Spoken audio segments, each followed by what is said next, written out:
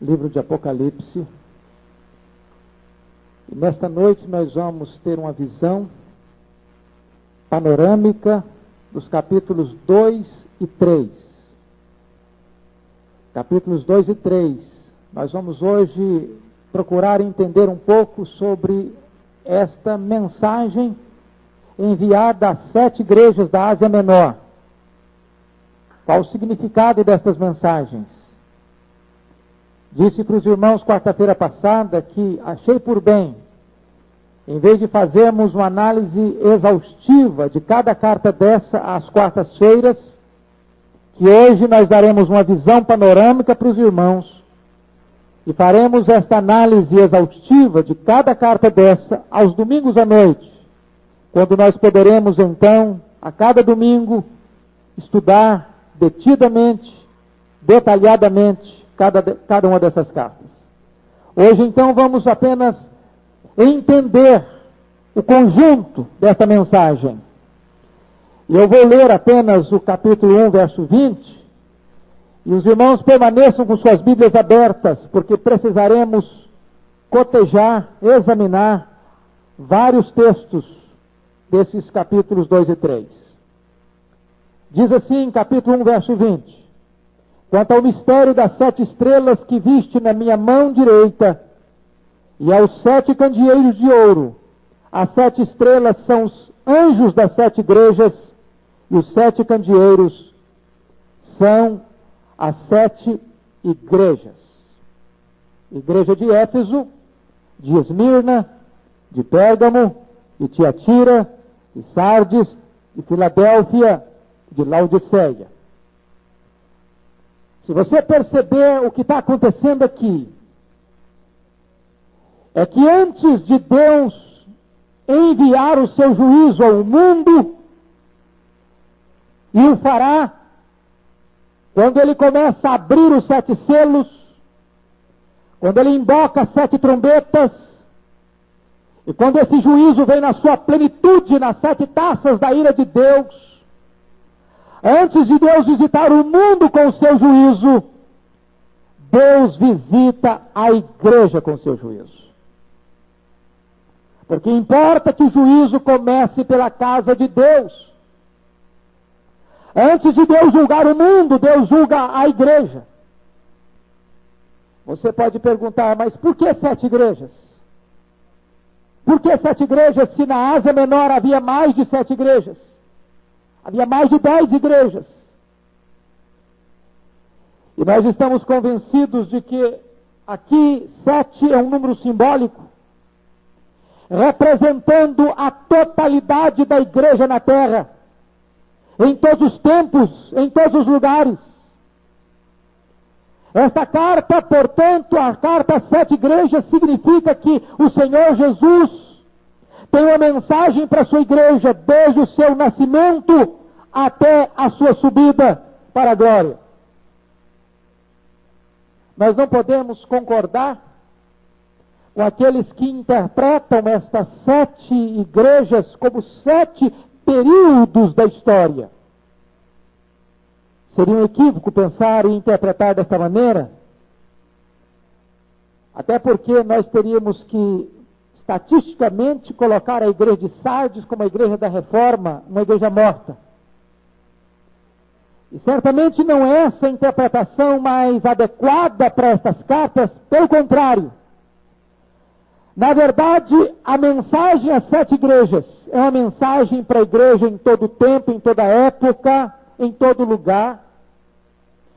E você pode ter em qualquer época da igreja a mensagem de todas as cartas, de Éfeso, de Esmirna, de Pérgamo, de Tiatira, de Sardes, Filadélfia e Laodiceia. Você pode até ter mesmo, numa única congregação local, a mensagem destas 7 igrejas. Tanto as virtudes, quanto os problemas aqui denunciados, identificados, você pode detectar numa única igreja local, em qualquer fase da história. Poderíamos sintetizar estas cartas da seguinte maneira: Jesus basicamente segue o mesmo esboço para 7 igrejas. Primeiro, vem a apresentação. Jesus se apresenta. Depois vem a apreciação. Jesus faz um elogio à igreja, quando encontra motivo para elogiar. Em terceiro lugar, vem a reprovação. Jesus reprova aquilo que está errado na igreja. E em último lugar, Jesus faz promessas àqueles que são vencedores na igreja. Se você perceber, esse esboço é seguido nas 7 igrejas, na mensagem às 7 igrejas. É claro que varia de igreja para igreja, e eu vou identificar isso. Por exemplo, há 2 igrejas que só receberam elogios, não receberam críticas. A igreja de Esmirna e a igreja de Filadélfia. Jesus não identificou nenhum erro, nenhuma falha, nenhum pecado nessas igrejas para denunciar. Apenas pontuou pontos positivos. 5 igrejas. Jesus vê coisas positivas, mas vê também coisas negativas. A igreja de Éfeso, a igreja de Pérgamo, a igreja de Tiatira, a igreja de Sardes. Mas uma igreja, Jesus não encontrou nada de positivo para identificar, só coisa negativa. Foi a igreja de Laodiceia. Dito isso introdutoriamente, eu queria chamar a sua atenção para entendermos algumas coisas fundamentais, para depois então nós entrarmos no capítulo 4, quando João sai da terra e é chamado para ir para o céu, e a cena se desenrola no céu. Primeiro, você vai ver que Cristo é conhecido na e através da igreja. Eu preciso voltar ao capítulo 1 para você entender isso. Versículos 12 e 13. Você percebe que João escuta atrás dele uma voz, como voz de trombeta, dizendo para ele: o que vês, escreve em livro e manda às 7 igrejas. No verso 12 ele diz: voltei-me para ver quem falava comigo, e voltado vi 7 candeeiros de ouro. O que está acontecendo aqui? E no verso 13 diz: e no meio dos candeeiros um semelhante a filho de homem. O que está acontecendo aqui é que quando João ouve a voz como de trombeta, e ele se volta para ver quem falava com ele, ele não vê Jesus, ele vê a igreja. E ele vê Jesus glorificado no meio da igreja. O que isso representa para nós? Representa que ninguém poderá ver o Cristo da glória, o Cristo glorificado, o noivo da igreja, a não ser na igreja e através da igreja. Ninguém poderá ver o Cristo da glória, a não ser que esteja na igreja. E eu vou explicar isso. Eu não estou dizendo que uma pessoa não possa ser salva por Jesus Cristo sem se filiar à igreja visível. Não é isso que eu estou dizendo.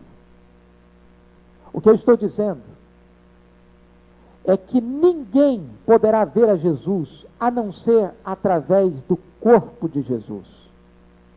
O que eu estou dizendo é que ninguém poderá pertencer ao reino de Deus sem antes pertencer ao corpo de Cristo, que é a igreja. É possível que uma pessoa pertença a uma igreja local, visível, institucional, e não pertença à igreja de Deus, à igreja dos primogênitos, ao corpo de Cristo, aqueles que foram lavados e remidos no sangue do Cordeiro. Mas é impossível que uma pessoa seja salva sem que pertença ao corpo de Cristo, à igreja dos primogênitos, à igreja dos remidos e lavados no sangue do Cordeiro. Por isso Jesus está mostrando para nós que a igreja é fundamental. Nós estamos vendo hoje uma pregação antibíblica dizer o seguinte: Cristo sim, igreja não. Não há base bíblica para isso. A igreja é tão importante, é tão necessária, que não podemos ver o Cristo da glória a não ser no meio dos candeeiros e através dos candeeiros. Ele está no meio da sua igreja. A segunda mensagem que eu quero chamar a sua atenção, que Cristo está no meio da igreja em ação, como remédio para os males da igreja. Preste atenção nisso. Cristo está no meio da igreja em ação, como remédio para os males da igreja. Agora, com a sua Bíblia aberta, capítulo 2, verso 1, diz assim: ao anjo da igreja em Éfeso escreve: estas coisas diz aquele que conserva na mão direita as 7 estrelas, e que anda, ele não apenas está no meio não, ele anda no meio dos 7 candeeiros de ouro. E a pergunta é: o que é que Jesus está fazendo andando no meio da igreja? Qual é a função dele ao andar pelo meio da sua igreja? Certamente, irmãos, este andar de Jesus é uma ação investigatória dele à igreja. É um exame, é um raio-x, é uma radiografia. É uma análise profunda da vida desta igreja. Porque o capítulo 2, verso 18, nos informa que este Jesus que anda no meio da igreja é aquele que tem os olhos como chama de fogo, é aquele que tudo vê, que tudo penetra, que tudo conhece, que tudo sonda. Agora, o que você vai perceber é algo magnífico, magnífico, é que quando Jesus se apresenta, e nós vamos ver isso agora, quando ele se apresenta para as igrejas, ele se apresenta como remédio para os males da igreja.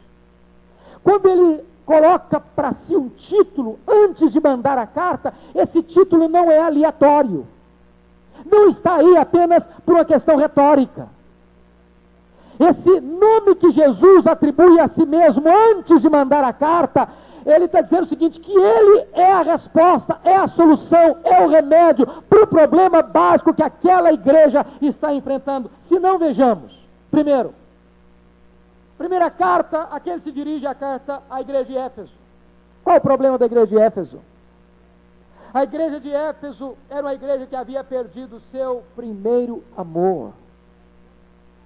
E Jesus olha para a igreja e diz: Éfeso, eu sou aquele que tem as 7 estrelas na mão direita. Eu sou aquele que tem a liderança da igreja na minha mão. Eu sou o pastor maior de vocês.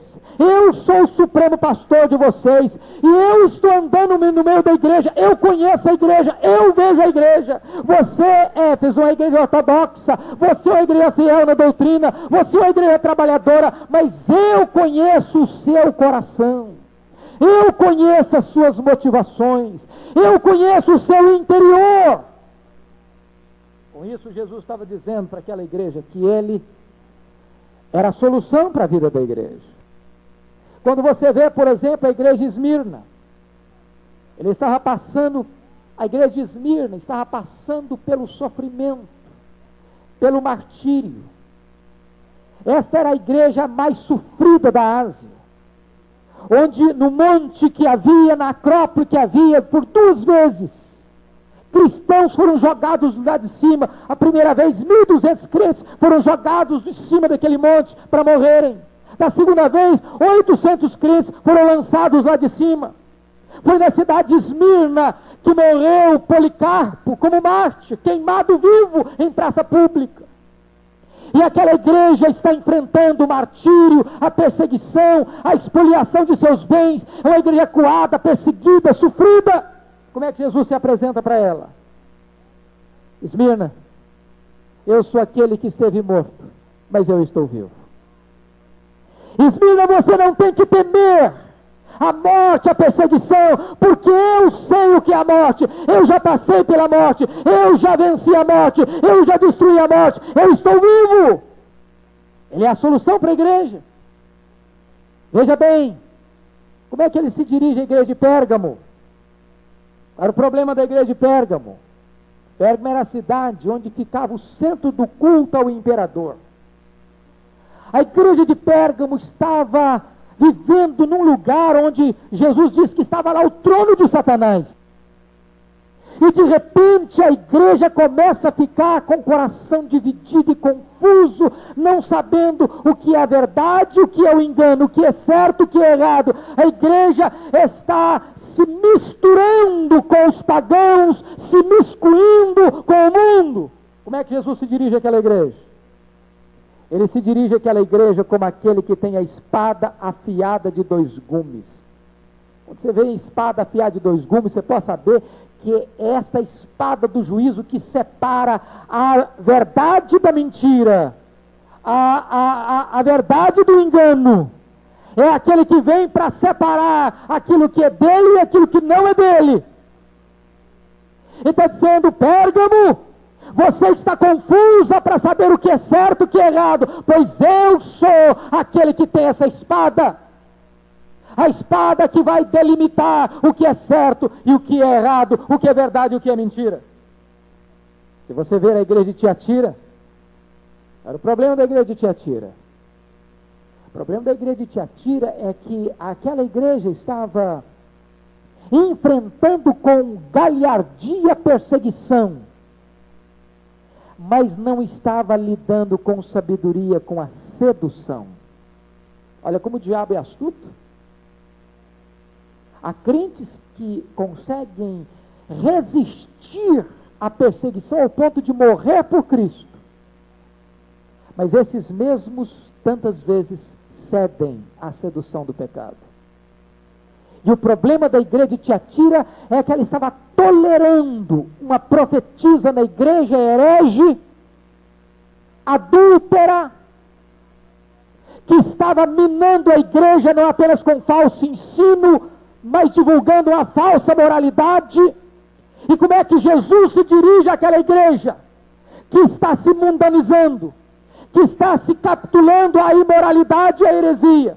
Jesus se dirige àquela igreja como aquele que tem os olhos como chama de fogo, e olhos como chama de fogo e pés como de bronze.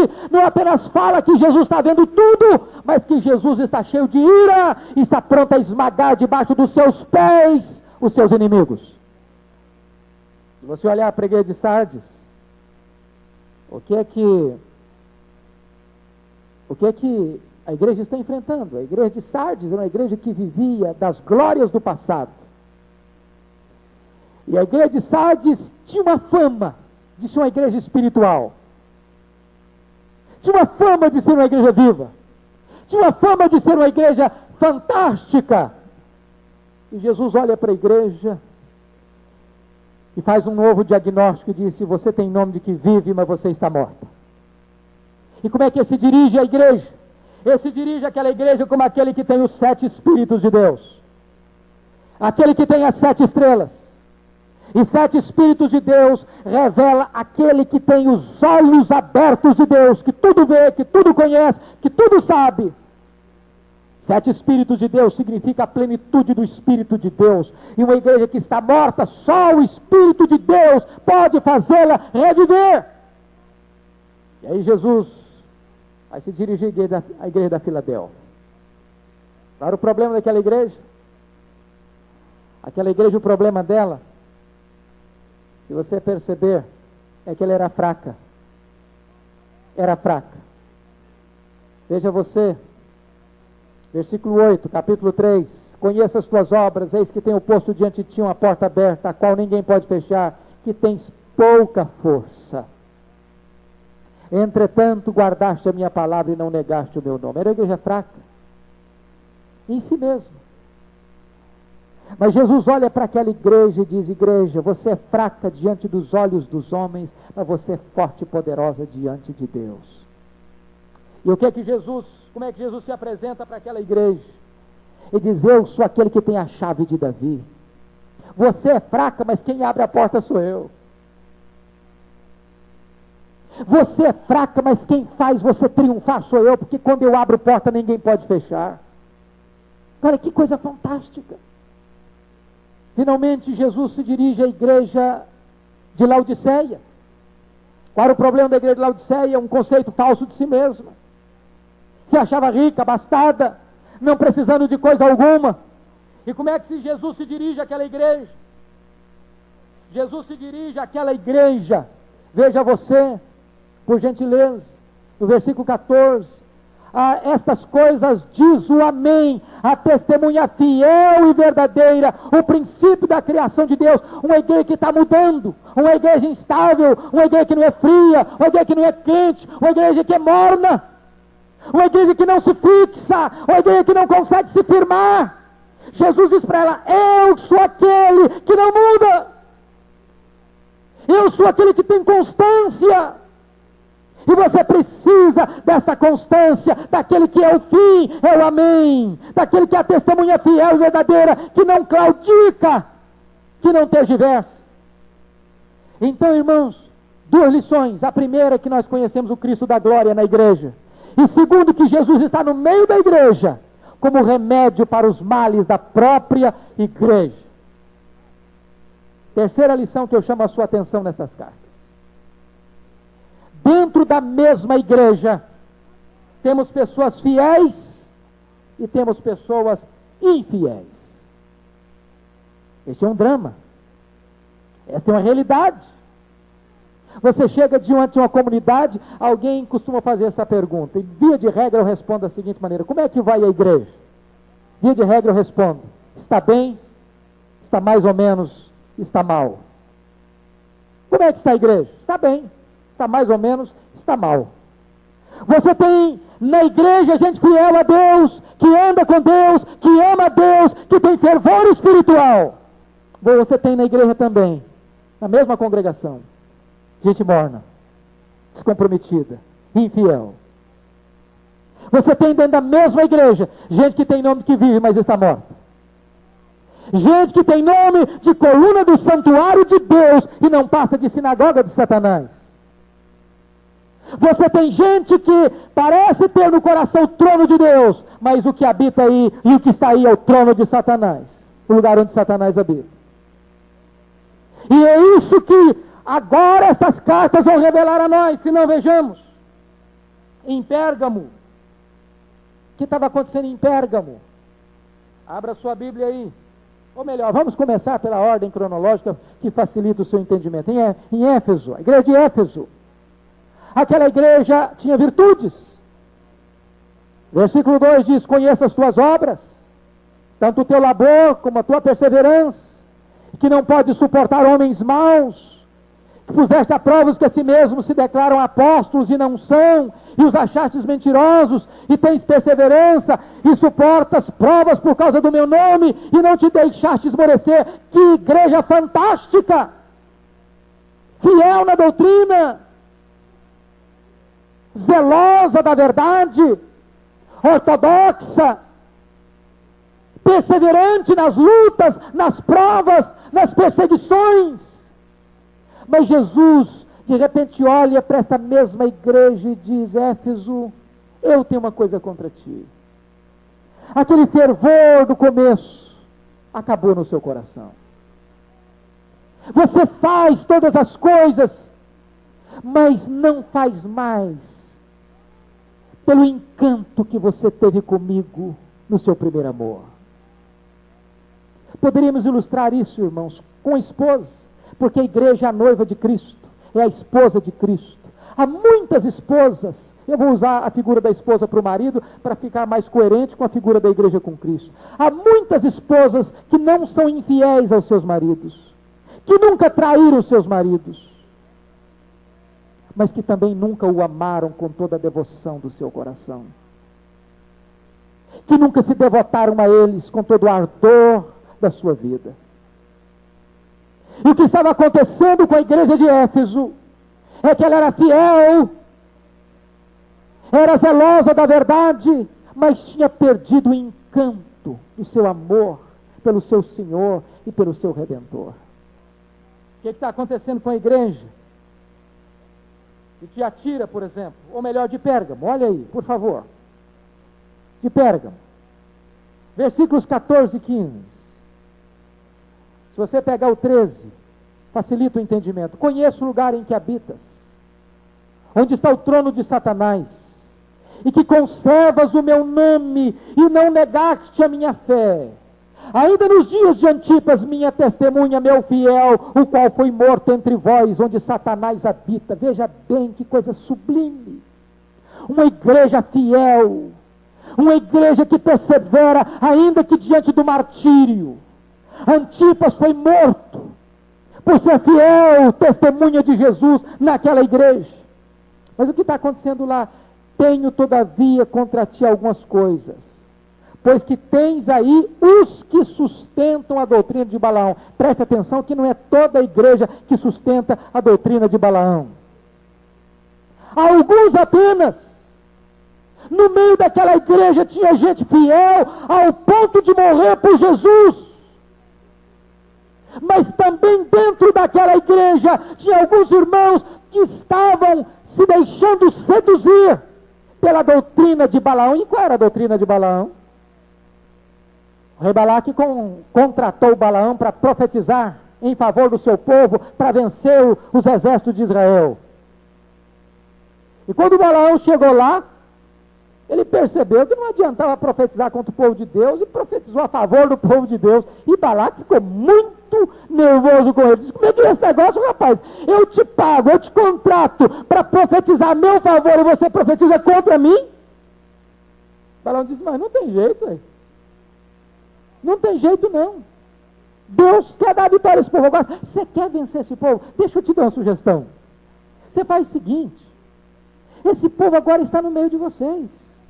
Faz o seguinte: dê suas filhas para se casarem com os filhos deles, seus filhos para se casarem com as filhas deles.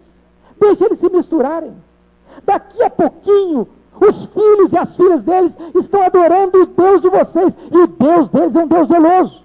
No dia que eles fizerem isso, esse Deus deles vai se afastar deles, e vocês então vão vencê-los. A doutrina de Balaão é aquela doutrina sutil, que diz o seguinte: não tem problema, transige, cede, não tem nada a ver, não tem diferença, todo mundo é igual. E diz então o Senhor Jesus Cristo, que numa mesma igreja onde há gente fiel, há gente seduzida pelo engano. Veja bem o que está acontecendo na igreja de Tiatira. Por favor, abra sua Bíblia aí, capítulo 2, versículo 19 e 20. Conheça as tuas obras, o teu amor, a tua fé, o teu serviço, a tua perseverança, e as tuas últimas obras mais numerosas do que as primeiras. Olha os elogios de Jesus a essa igreja: trabalho, amor, fé, serviço, perseverança. Jesus disse que aquela igreja estava trabalhando mais agora do que trabalhara no passado. Mas veja o verso 20: tenho, porém, contra ti o tolerares que esta mulher Jezabel, que a si mesma se declara profetiza, não somente ensine, mas ainda seduza os meus servos a praticarem a prostituição e a comerem coisas sacrificadas aos ídolos. Essa igreja de Tiatira não tinha a mesma fibra da igreja de Éfeso? Ela tinha o mesmo trabalho de Éfeso, ela tinha a mesma perseverança de Éfeso, mas a igreja de Éfeso provava as pessoas, e provando, às vezes, vocês têm nome de apóstolos, mas vocês são falsos apóstolos. Nós não vamos dar guarida a vocês aqui na nossa igreja, vocês não trazem a doutrina verdadeira. Mas a igreja de Tiatira era muito condescendente. Nós não podemos chocar as pessoas. Nós não podemos fechar as portas para as pessoas que querem vir. Nós não podemos impedir que ninguém ensine na igreja se elas querem ensinar. Nós não podemos permitir que pessoas bem intencionadas entrem e pregam aquilo que elas pregam, porque estão pregando com sinceridade. E uma das palavras mais perigosas para a igreja de Deus chama-se tolerância. Tolerância. Quando se trata de tolerar o pecado, quando se trata de tolerar o erro, quando se trata de tolerar aquilo que Deus abomina. Às vezes nós temos uma ideia de Deus como um Deus bonachão. E Jesus disse para a igreja de Éfeso: você tem uma coisa a seu favor, que você odeia as obras dos nicolaítas, odeia e abomina, é a mentira, é o engano, é a heresia que contamina e perturba e destrói a igreja. Se você olhar para a igreja de Sardes, preste atenção no capítulo 3, versículo 4. Aquela igreja, no versículo 1, Jesus disse: conheço as tuas obras, que tem nome de que vives, e estás morto. Mas olha por favor o verso 4.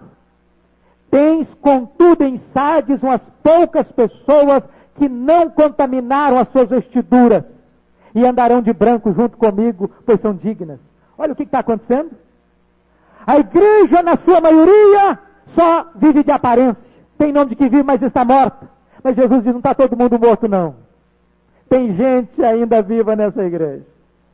Tem gente que ainda tem Jesus no coração nessa igreja. Tem gente que ainda leva Deus a sério nessa igreja. Tem gente que ainda está vestindo vestiduras brancas nessa igreja. Agora Jesus deu um alerta. Preste atenção no alerta de Jesus. Preste atenção no alerta de Jesus. Versículo 2, 3:2. Que tinha muita gente no CTI espiritual naquela igreja. Ser vigilante e consolida o resto que estava para morrer. Essa é uma figura dramática. Jesus está dizendo: tem muita gente na igreja que está morta. Tem muita gente que está no CTI. Está quase na hora de apagar. Mas tem gente também que está com vestidura branca.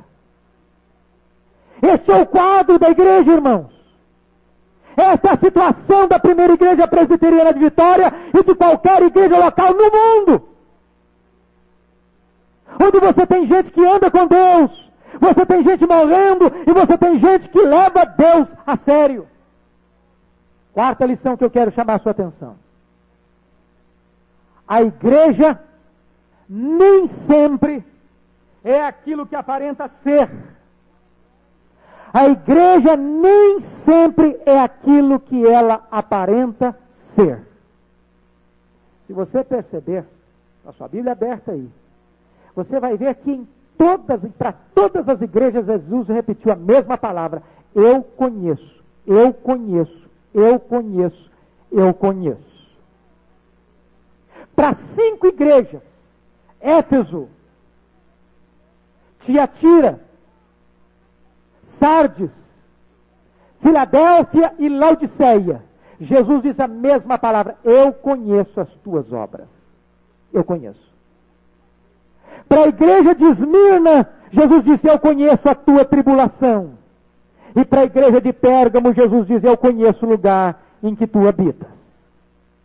O que eu chamo a sua atenção, querido irmão, é que Jesus, o noivo da igreja, ele conhece a igreja plenamente, intimamente, exaustivamente, meticulosamente, individualmente. E vamos ver. A igreja de Éfeso era ortodoxa. Era fiel à doutrina. Trabalhadora. Fiel nas provas.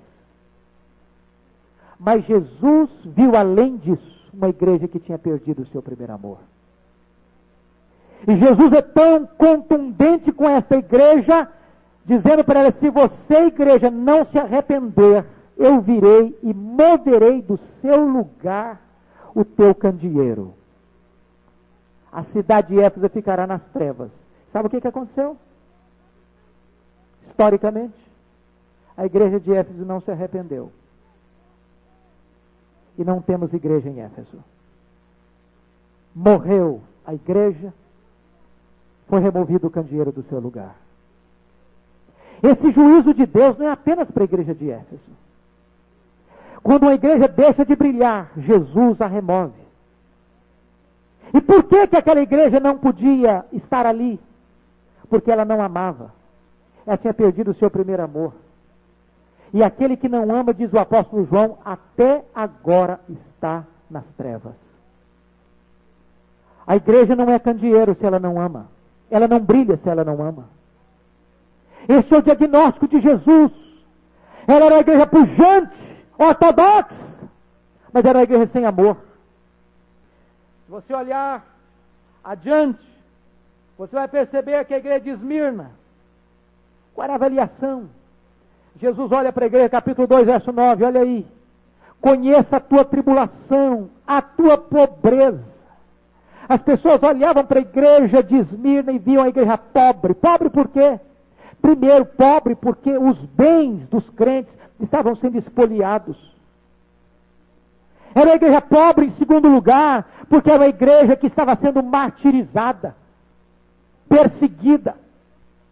Aquela igreja não tinha glórias diante dos homens. A marca daquela igreja era a pobreza. Mas a igreja não é o que muitas vezes aparenta ser, porque Jesus chega para a igreja e diz: mas tu és rico, mas tu és rica. Pobre diante dos homens, rica diante de Deus. Meus irmãos, que figura magnífica, porque a igreja de Laodiceia é o contrário disso. Lembram disso? A igreja de Laodiceia diz para si mesma: eu sou rica, abastada, não preciso de coisa nenhuma. Mas Jesus olha para essa igreja e diz: tu és pobre, tu és miserável, cega e nua. Ela não é o que aparenta ser. O diagnóstico de Cristo muitas vezes é contrário do diagnóstico dos homens. O homem julga a aparência, Deus vê o coração. Olha, por favor, a igreja de Pérgamo, capítulo 2, versículo 13. Naquela igreja tinha gente tão fiel a Deus ao ponto do martírio. Conheço o lugar em que habitas, onde está o trono de Satanás, e que conservas o meu nome e não negaste a minha fé, ainda nos dias de Antipas, minha testemunha, meu fiel, o qual foi morto entre vós, onde Satanás habita. Não só Antipas era fiel, mas a igreja era fiel. Mas diz ainda no versículo 14: tenho todavia contra ti algumas coisas, pois que tens aí os que sustentam a doutrina de Balaão. Ou seja, ao mesmo tempo que tem gente que anda com Deus em fidelidade, tem gente que transige a sua fidelidade e é infiel a Deus. Veja você, por favor, a igreja de Tiatira, uma igreja no capítulo 2, 19, que revela que na atualidade que João manda a carta, ela estava trabalhando mais do que estava trabalhando no começo. Diferente da igreja de Éfeso, que no começo tinha amor, mas tinha abandonado o seu primeiro amor. A igreja de Tiatira agora estava mais engajada, mais envolvida no trabalho de Deus do que outrora. Mas se você olhar no verso 20, ele vai dizer que tinha gente lá tolerando a doutrina falsa e o comportamento escandaloso de Jezabel, uma falsa profetisa dentro da igreja. Se você olhar a igreja de Sardes, capítulo 3, verso 1, ela tem nome de que vive. É uma igreja que, para toda a sociedade, era uma igreja exemplar, avivada, poderosa, vibrante. E Jesus olha para aquela igreja e diz: você tem nome de que vive, a sua fama é grande. Como uma igreja viva, extraordinária, movimentada, vibrante, calorosa. Mas tudo isso não passa de aparência, de fogo fato, de fogo fabricado. Você está morta. Se você olhar a igreja de Filadélfia, capítulo 3, versos 8 e 9, você pode perceber que Jesus diz que aquela igreja era uma igreja com pouca força, mas uma igreja fiel. Uma igreja que tem as oportunidades de Deus diante de si. Uma igreja que Deus põe diante dela uma porta aberta que ninguém pode fechar. Louvado seja Deus. O avanço da igreja não depende da força que ela tem, mas do Deus que ela tem. O Deus da igreja é o Todo-Poderoso.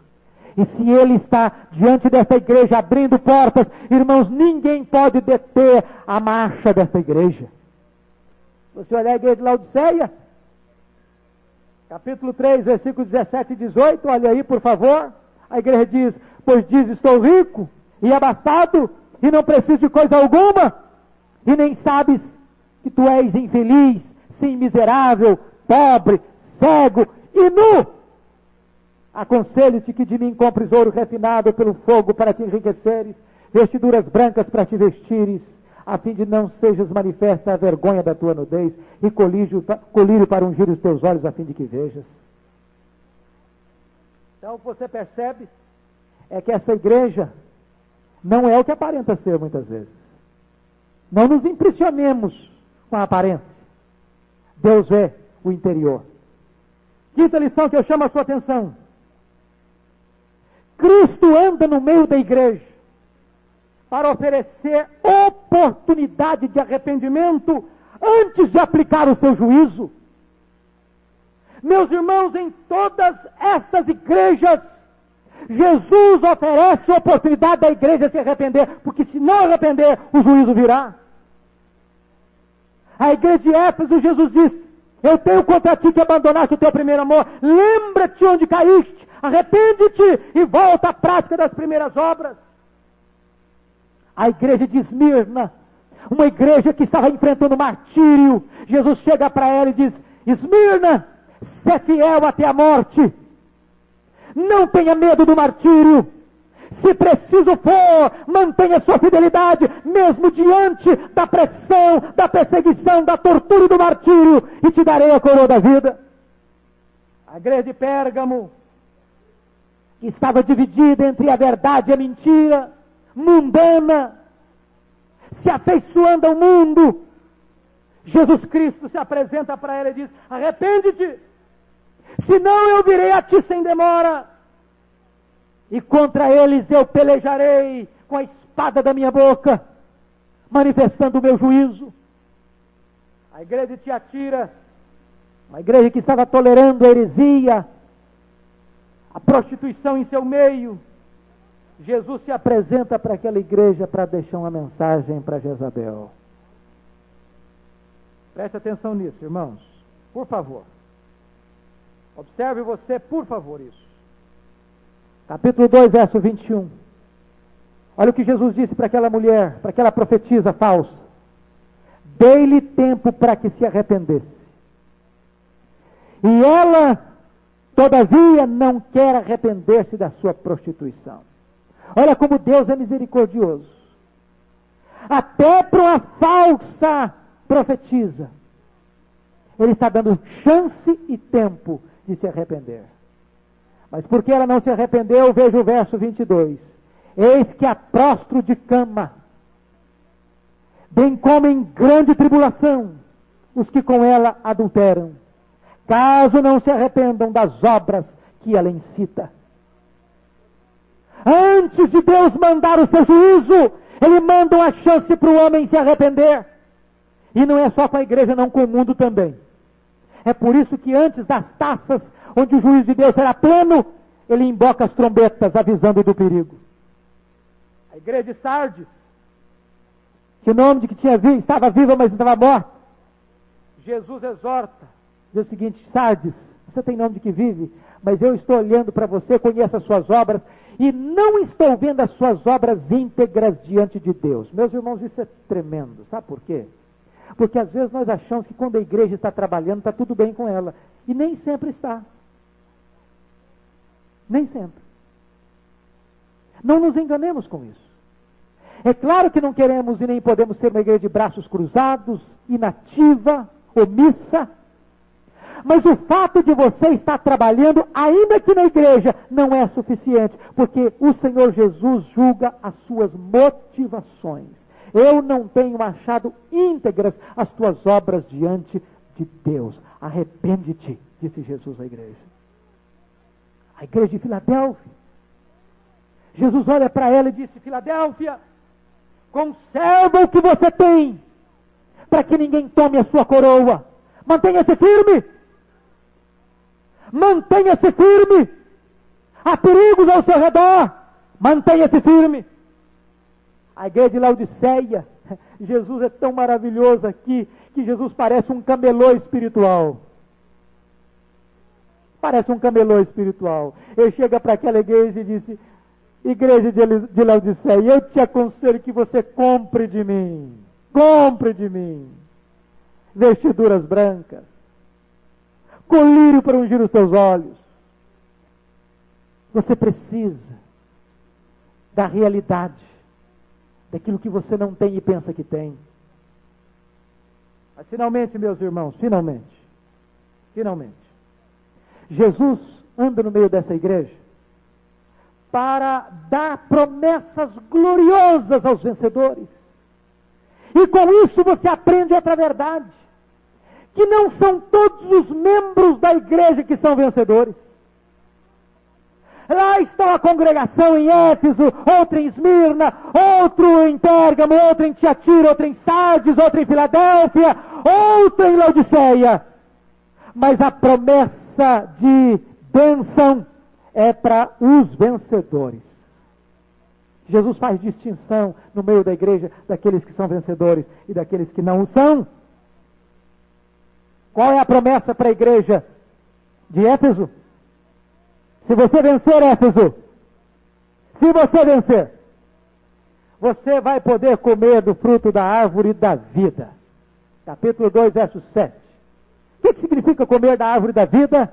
Significa ter vida eterna. E o que significa ter vida eterna? E a vida eterna é essa, conhecer a Deus. É estar no céu e conhecer a Deus. E quem é Deus? Deus é amor. E o que a igreja precisava? Precisava de amor.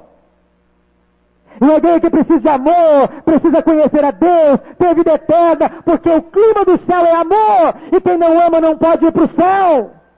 Porque lá, o ambiente do céu é amor. Qual é a promessa de vitória para a igreja sofredora? Igreja de Esmirna, versículo 11. O vencedor de nenhum modo sofrerá o dano da segunda morte. Enfrente o martírio com galhardia. Porque se vocês morrerem, vocês só vão morrer fisicamente, mas vocês não enfrentarão a morte eterna, a segunda morte. Não tenham medo daqueles que matam o corpo, mas não podem matar a alma. Qual é a promessa? Para a igreja de Pérgamo, para uma igreja dividida, mundana.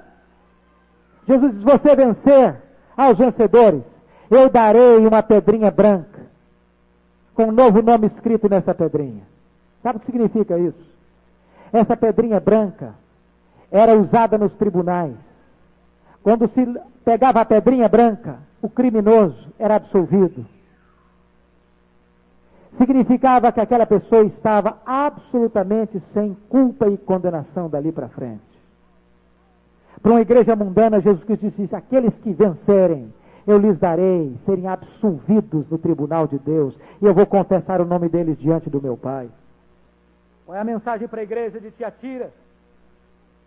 Uma igreja que está sendo seduzida pelos encantos da heresia, dos prazeres deste mundo. Jesus diz: aqueles que vencerem, eles vão governar comigo, eles vão reinar comigo, eles vão participar do meu reinado, porque aqueles que são vencedores são reino de sacerdotes, são reis, e eles vão reinar comigo. A igreja de Sardes, uma igreja que estava morta e alguns morrendo, os vencedores, diz o Senhor Jesus. Olha aí, por favor, no versículo de número 5, que aqueles que vencessem teriam seus nomes registrados inapagavelmente no livro da vida. Seu nome seria confessado diante do Pai. Ou seja, se está morto espiritualmente, não tem o nome no livro da vida, mas aqueles que mantêm suas vestiduras brancas, esses têm o nome escrito no livro da vida. A igreja de Filadélfia, a palavra ao Senhor, a palavra de vitória, de promessa para uma igreja fraca, tem pouca força, não tem muito conceito diante dos homens. Jesus: aquele que vencer será a coluna do santuário do meu Deus. A coluna do santuário é que sustenta o santuário. Você é fraco diante dos homens, mas diante de Deus você é tão forte que você que sustenta o santuário de Deus. E para a igreja de Laodiceia, uma igreja morna, autossuficiente, Jesus disse que aquele que vencer vai se assentar com ele no trono, porque uma igreja que se achava rica, estava acostumada a sentar em trono, acostumada com glória, com manchetes, com fama, com sucesso. Jesus diz: não é o vencedor, e só os vencedores é que vão ter a verdadeira glória, o verdadeiro prestígio, a verdadeira fama e a verdadeira honra, e vão se assentar comigo no meu trono. E eu termino esta palavra introdutória destas cartas, que vamos examinar detidamente aos domingos, que há um refrão repetido em todas elas. Quem tem ouvido, ouça o que o Espírito diz às igrejas. Sabe o que significa? É que Jesus sabe que você e eu temos muita dificuldade em ouvir. Se nós tivéssemos colocado em prática o que sabemos, nós estaríamos vivendo uma vida revolucionária.